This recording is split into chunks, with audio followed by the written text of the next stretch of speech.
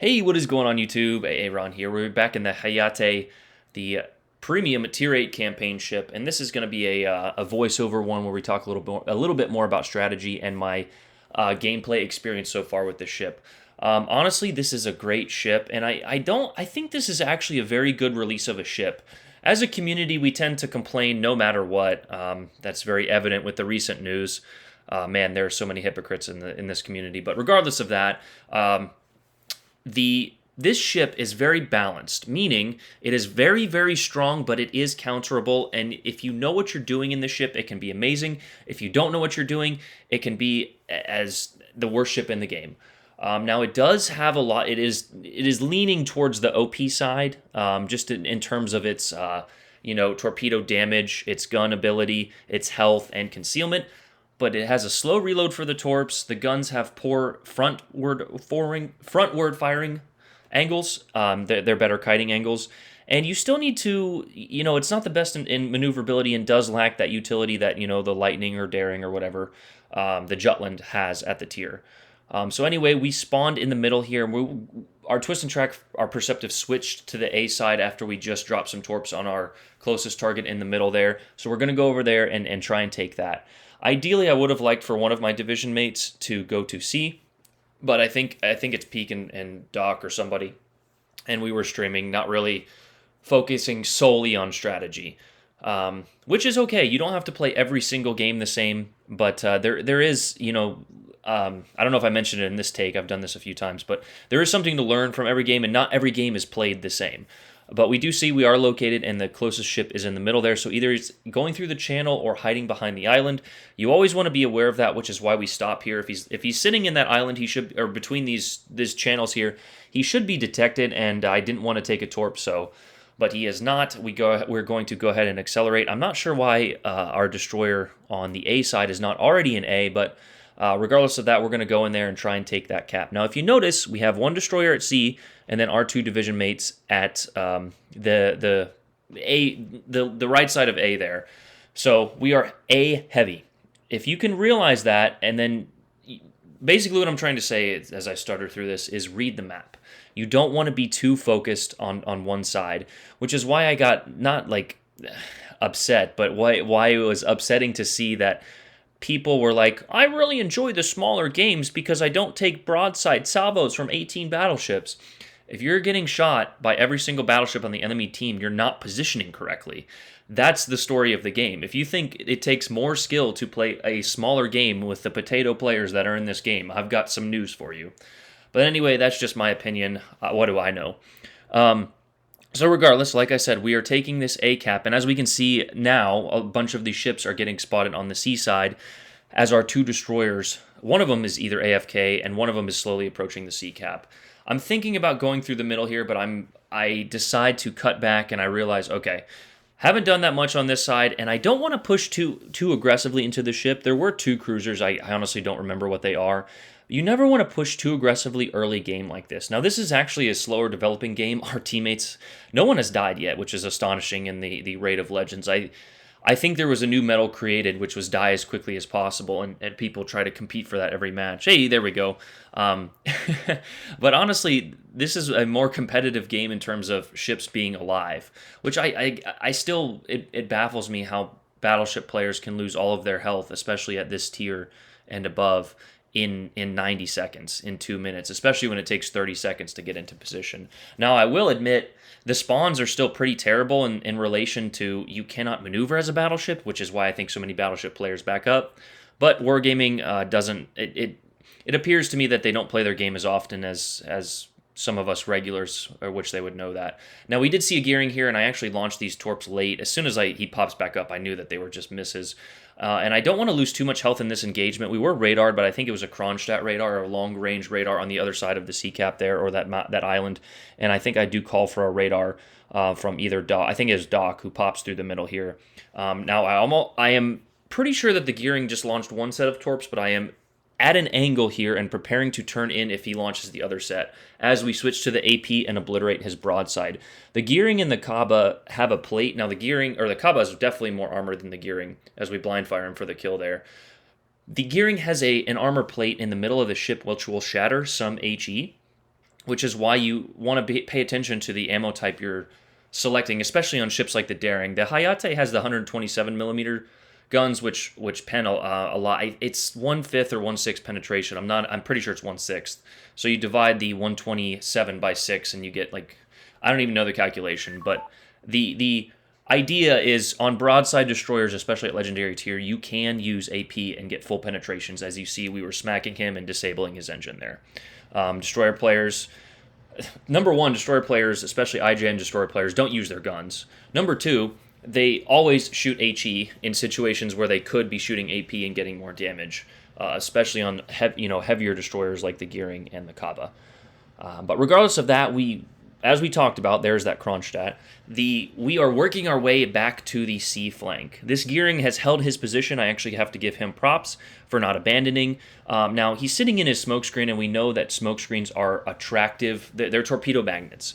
Any smart destroyer player or any destroyer player with half of a brain, which usually they never get on my team, but any destroyer with half of a brain, as we see torpedoes go through his smokescreen there, will send the torpedoes into that smokescreen because destroyer players, myself included, love to sit and spam in the smoke.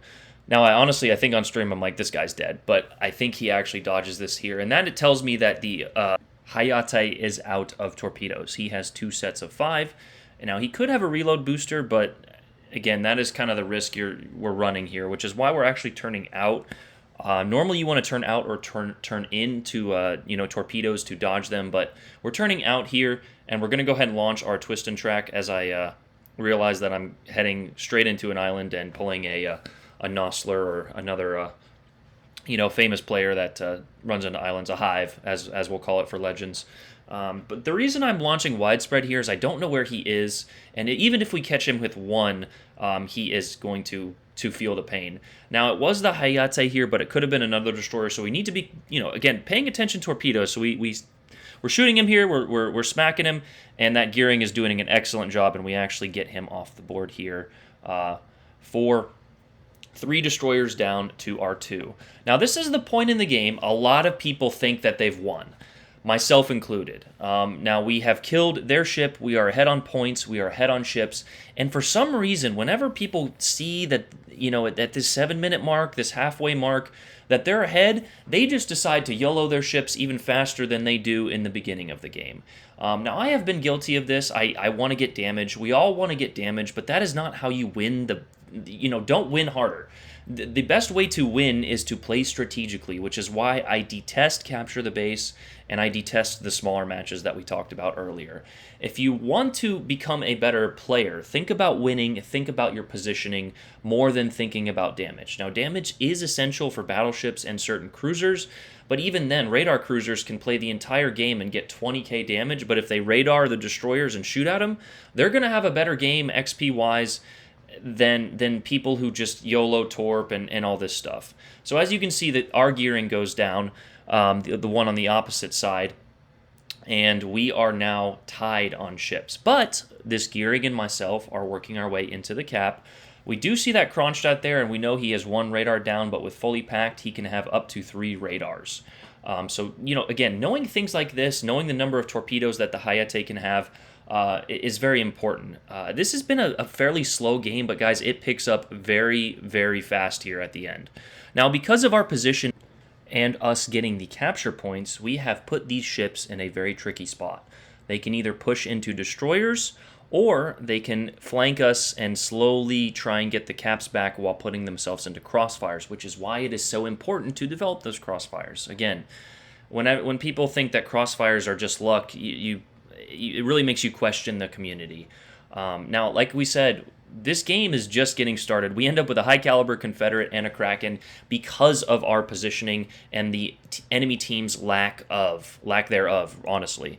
Now, we are taking little cheek shots behind the islands here. We still have most of our health, and again, 20,000 is that is a lot for a destroyer. You can take 2 or 3 of these shots, and with RNG, with the way RNG and ellipses and shells falling short, quote unquote, work, you can dodge, and throwing on the brakes and turning out will affect the enemy's damage on you.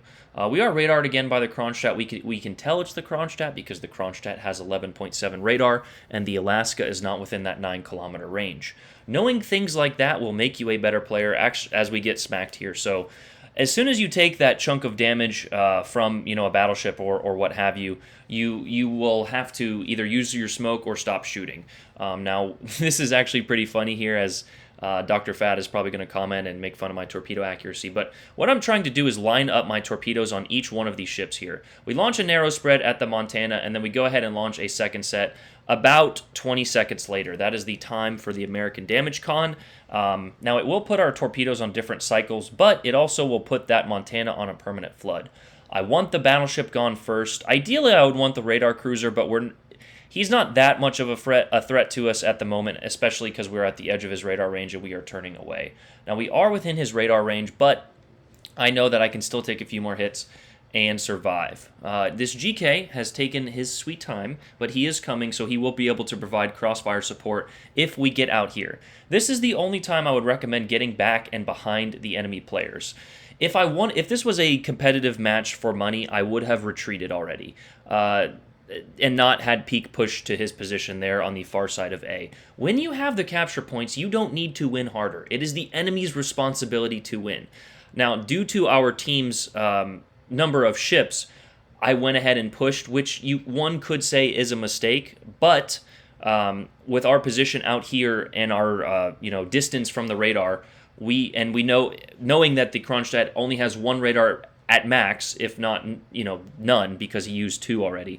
We are completely safe. We have a smokescreen from the gearing. We have a full health battleship. We have 3 capture points. Even if they kill all of our remaining ships, we should be able to survive and win the game, which is the objective. I see so many players just YOLOing in with no regard, with no patience. It happened last night or 2 nights ago when I was playing the Duca. We had the cap advantage, we had the ship advantage, and our team just YOLO'd in. But that was a fire on the Kronstadt here, and here's when the damage really starts to rack up. We missed that first set of torpedoes, but the next few they're almost meme worthy. I'm shooting at different ships here. I'm trying to just create mass panic and chaos with the enemy, and the fire chance of these guns is insane. I know I mentioned the AP earlier, but the HE at longer ranges is just as devastating. Now we're also staying on the edge of the Alaska radar range, which is 9 kilometers. For 2 reasons. 1, to know if he radars us, and 2, to get out of it if he does radar us. Sometimes I will go right at the edge like this right here. I will purposely shoot at it in Alaska to see if he radars, and then I will go out of that range. You see we are in reverse here, and then I can just pop it in forward. I might take some damage, but with the 15-second or 17-second reload of the Alaska, I know that he would only get 1 shot off max. Now, we do have another destroyer on the board that I was a little worried about. I think I mentioned it in the game, but you can see he is in A now. Paying attention to your minimap will absolutely net you beautiful results. As you can see, in the meantime, we lost that Kurfürst, who had about 90,000 health, 80,000 health, no less than 2 minutes ago, which is what we were talking about earlier. Now, beyond that is the Alaska, who just put out a single fire and is now flooding. So pay attention to those torps, and here I'm getting a little bit selfish. We have 3 kills, and he is now flooding. I want to get that fire. I also want to draw potentially some fire away from our gearing, because the gearing was low health. And I wasn't even paying attention, but those torpedoes, which were spotted by the Alaska, actually run into I think it was an Azumo back there, and sink him. So shout out to that gearing for damaging that Azumo or other battleship, and for us getting the kill. Now, I actually think I spam at the gearing, and he came into the chat afterward and was like, "No, dude, I wasn't going to take your Kraken," as we point out the enemy with our 5th kill as I talk to the camera there and holster it, which apparently the Reddit community thinks is being toxic. Shout out to the Reddit community. You guys are wonderful. 3493 base, 5 kills, high caliber Confederate, and a beautiful game in the Hayate. It was paying attention to our positioning, reading the map, and utilizing the ship's versatility, I guess, in terms of guns and torpedoes. Starting fires, putting torpedoes in different directions. We did launch a few widespreads, but it actually worked out because of how mispositioned the enemy was. Now, this game is a little more damage hungry, I will say, than opposed to, positioning and playing smarter. We did push out there into a few radar cruisers, so keep that in mind. I see people just kind of pushing in to get that damage instead of playing smarter. But that is the video, guys. I hope you guys enjoyed it. Let me know what you guys think. Is the Hayate going to be the Yudachi 2.0? Is it worse? Is it better? Let me know in the comments. Appreciate you guys. Love you guys. Aaron out. Peace.